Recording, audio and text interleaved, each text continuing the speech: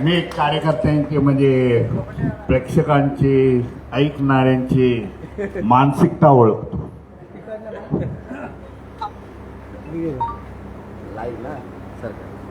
सर्व महापुरुषांना विनम्र अभिवादन करून आज बुद्धिस्ट सोसायटी ऑफ इंडिया समता सैनिक दलांच्या मार्फत उपवर्गीकरण आणि बौद्ध जनगणना या विषय घेऊन आम्ही चर्चेसाठी आज खुले चर्चा सत्र या आंबेडकर भवनामध्ये सुरुवात केली. समाजासमोर गहन प्रश्न ज्या गांभीर्याने घ्यायला पाहिजे होतं त्या गांभीर्याने आजपर्यंत कोणी घेतलेलं नाही. ही आंबेडकर भवनामधून मी समजतो सुरुवात आम्ही केली आणि मी अभिनंदन करतो. पहिल्यांदा प्राध्यापक संदेश वाघ यांचं मुंबई विद्यापीठातील आहे. अतिशय सुंदर असं त्यांनी विश्लेषण केलं.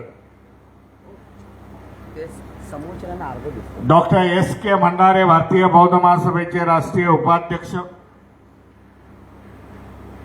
बड़ा गौर से मैं सुन रहा था.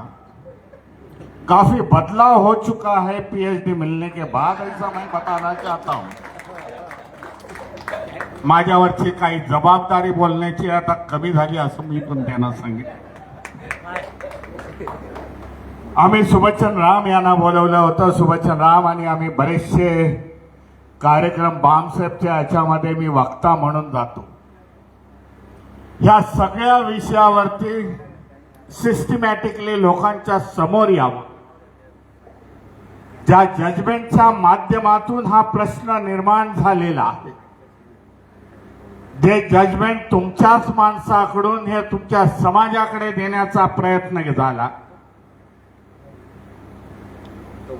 आज जे काही बाबासाहेबांनी संविधानाच्या माध्यमातून कॉन्स्टिट्यूशनल हेड्स उभे केले होते, पिलर्स उभे केले होते, ते पिलर्स यांनी उद्ध्वस्त केले. त्याच्यातली न्यायपालिका आहे असं मी समजतो.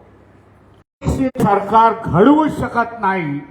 ते सुप्रीम कोर्ट, हाय कोर्ट याच्या माध्यमातून, जजमेंटच्या माध्यमातून हे घडवण्यात येतं. म्हणून अशा प्रकारची हे जजमेंट्स येत आहे. म्हणून याचा भरत वानखेडे यांचा देखील महत्वाचा मुद्दा उचलला. मला पण माहिती नव्हतं बाबा ऍप्लिकेशन कोणालाच करायचं, पण तुम्ही सांगितलं, तुमचा देखील अभिनंदन. तर अशा प्रकारे ह्या जजमेंटच्या माध्यमातून समाजामध्ये फूट पाडण्याचा प्रयत्न आहे. एक मानसिकता सेट झालेली आहे. हा जो समाज पुढे चाललेला आहे त्याला मागे खेचण्यासाठी हे षडयंत्र आहे. आणि हे षडयंत्र ह्या मनुवादी ज्या संघटना आहेत देशामध्ये कार्यरत झालेल्या आहेत, की ज्या सत्तेवरती नाही आहे, परंतु देशाची पॉलिसी कशी ठरवावी, ह्या लोकांना कसं वंचित ठेवावं, जो बाबासाहेबांच्या विचाराने आलेला समाज आहे, आज आम्हाला चॅलेंज करतोय.